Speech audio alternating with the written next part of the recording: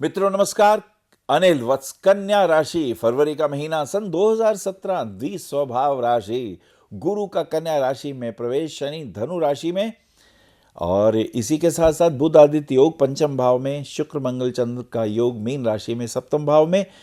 क्या शुभता लाने वाला है कन्या राशि वालों के लिए? आर्थिक दृष्टिकोण से कितने लाभ होने वाले हैं? बिजनेस पॉइंट ऑफ व्यू से कितनी सफलताएं मिलने वाली हैं? कौन कौन से विशेष कार्य करेंगे, चाहे वो एस्ट्रोलॉजी हो, चाहे वो स्पिरिचुअल नॉलेज की बात हो, लेक्चर्स देने की बात हो, डिबेट की बात हो, मान सम्मान की प्राप्ति दिखाई देती है। और इसी के साथ साथ बिजनेस पॉइंट ऑफ व्यू से भी कुछ डेफिनेट फायदे दिखाई देंगे। गुरु के साथ मिलकर कुछ विशेष कार्य होने के योग, जिसमें कुछ मान सम्मान की प्राप्ति तो होगी ही, कुछ आर्थिक पक्ष भी प्रबल बनता है।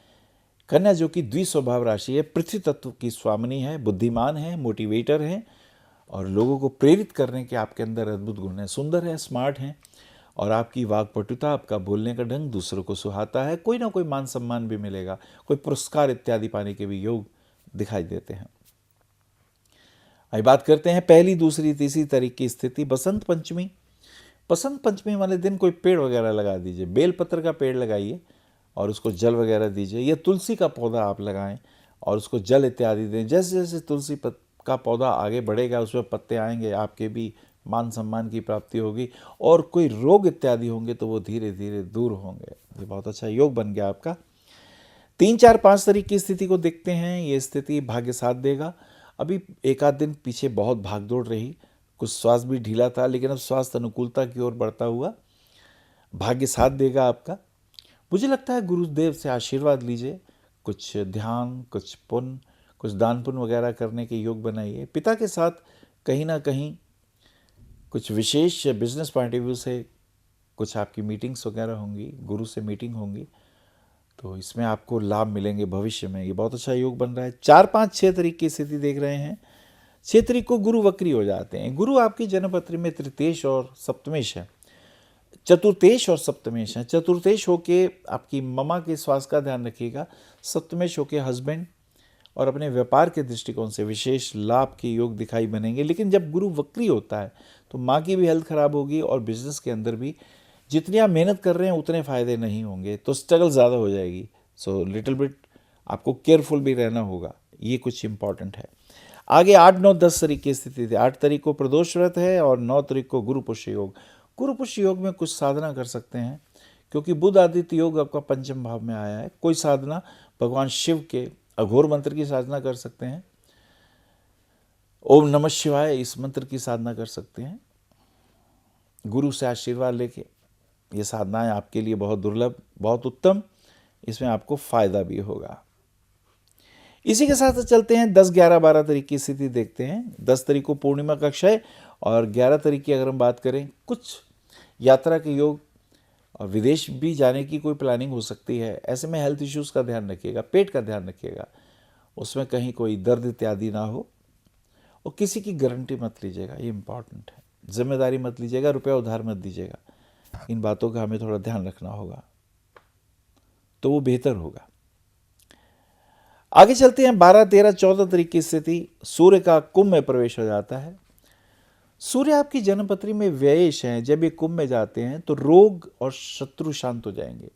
बीमारी, रोग, शत्रु, कर्जे इत्यादि ये कम हो जाएंगे। तो ये एक अच्छा योग रहेगा। 1 महीने का ये योग आपके लिए बेहतर लाभदायक हो सकता है। 13, 14, 15 तारीख देखते हैं। 14 तारीख को गणेश चतुर्थी है और 15 तारीख को बुध जो है वो पूरे में अस्त हो जाते हैं। अब बुध आपके लग्नेश और कर्मेश हैं। जब ये अस्त होंगे छठे भाव में तो हमें ध्यान देना होगा, ऑफिस के अंदर प्रॉपर ध्यान देना होगा। ऑफिस के जो कार्य हैं उन पे बारीक निगाह रखनी होगी और कोई लेन देन हो तो उसे निपटाइएगा। समय कुछ थोड़ा सा भाग दौड़ का रहेगा, थोड़ी सी परेशानी भी आप महसूस करेंगे। 18, 19, 20 तारीख की स्थिति को देखते हैं। ये स्थिति धीरे धीरे अनुकूलता की ओर बढ़ती हुई, मित्रों के साथ वार्तालाप, कोई ना कोई बात पे तनाव हो सकता है, ईगो तंग करती है और कोई ऐसी बात कह दे जिससे मान सम्मान खराब हो तो वो कन्या तुम्हें परेशान करता है। मुझे लगता है थोड़ा सा ध्यान देना होगा। आगे 22, 23, 24 तारीख को देखते हैं। 22 को विजय एकादशी और बुध जो है एकादश भाव में कुंभ राशि में आ जाते हैं। कुंभ राशि में ये प्रवेश हो जाता है। तो कुंभ राशि की स्थितियों को ध्यान में रखते हुए सूर्य, बुध, केतु और राहु का प्रभाव, कुछ हेल्थ प्रॉब्लम आएंगी, पेट में तकलीफ हो सकती है, पैरों में दर्द आ सकता है, हमें इन बातों का थोड़ा सा ध्यान रखना है। और इसी के साथ साथ आगे चलते हैं। 26, 27, 28 फाल्गुन अमावस्या भी आ गई है। बिजनेस में कुछ लाभ हो सकते हैं, कपड़े के काम में, एडवर्टाइजिंग के काम में फायदे हो सकते हैं, शूटिंग के काम में, टीचिंग, कोचिंग, काउंसलिंग के कार्यों में आपको विशेष लाभ हो सकते हैं। फोटोग्राफी के क्षेत्र में, या अगर हम करें कोई आर्ट की एग्जीबिशन वगैरह हो तो उनमें भी फायदे हो सकते हैं। पर मुझे लगता है काउंसलिंग के काम में, टीचिंग, कोचिंग के काम में विशेष लाभ होंगे। और जहाँ तक सवाल है शेयर मार्केट का, उसमें रुपया वगैरह मत लगाइएगा, समय अभी अनुकूल नहीं है, 1 महीना तुम्हें रुकना ही होगा। और मुझे लगता है कन्या, अगर तुम पन्ना रत्न पहनोगे तो हेल्थ इश्यूज ठीक होंगे, स्वास्थ्य लाभ में लाभदायक होगा। और अगर हम डायमंड पहनते हैं तो भाग्य हमारा साथ देता है। और काले घोड़े की नाल का छल्ला दाहिने हाथ की बीच की उंगली में शनिवार वाले दिन ज़रूर पहनिएगा, ये आपके लिए शुभ होगा। सबसे खास बात यह है कि आपके हेल्थ इश्यूज़ हैं, पेट की तकलीफ़ें हैं, उनका आपको ध्यान रखना है। रुपया किसी को उधार नहीं देना है। पर कुछ बातें बहुत पॉजिटिव भी हैं, जैसे गुरु का लगन में आना आपके भाग्य को भी प्रेरित करता है, भाग्येश को देखता भी है, तो ये एक बहुत अच्छा योग है। The Lord of 7th house and the 9th house both are aspecting in this square. It's a great योग। विवाह के बाद भाग्योदय भी होता है, तो ये बहुत अच्छे मूव आए हैं इसके अंदर।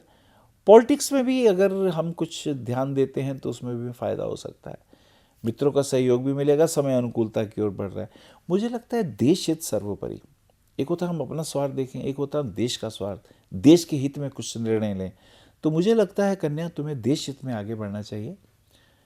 और इसी के साथ साथ अपने गुरुजनों से, अपने माता पिता से आशीर्वाद लेते हुए आप अपने दिन का आरंभ करें, ये आपके लिए बहुत अच्छा है। राधा कृष्ण के मंदिर में जाके वहाँ पे तुलसी की माला उन्हें पहना दीजिए, भाग्य साथ देगा, कुछ रुका हुआ कार्य शीघ्रता से आगे बढ़ेगा। नमस्कार। आप आचार्य श्री अनिल वत्स जी के ज्योतिष व ध्यान संबंधी प्रोग्राम www.astroanilvats.com व मासिक राशिफल YouTube पर भी देख सकते हैं। विशेष जानकारी के लिए संपर्क करें भविष्य कथन VE 279 गली नंबर 6 हरिनगर न्यू दिल्ली 110064। हमारे फोन नंबर है 9891739999 और 9818189993 और 8860006030 और 9810880002। हमारी वेबसाइट है www.bhavishyakathan.org। ईमेल है acharyaanilvats@gmail.com। अपॉइंटमेंट के लिए संपर्क करें सुबह 11 बजे से शाम 6 बजे तक।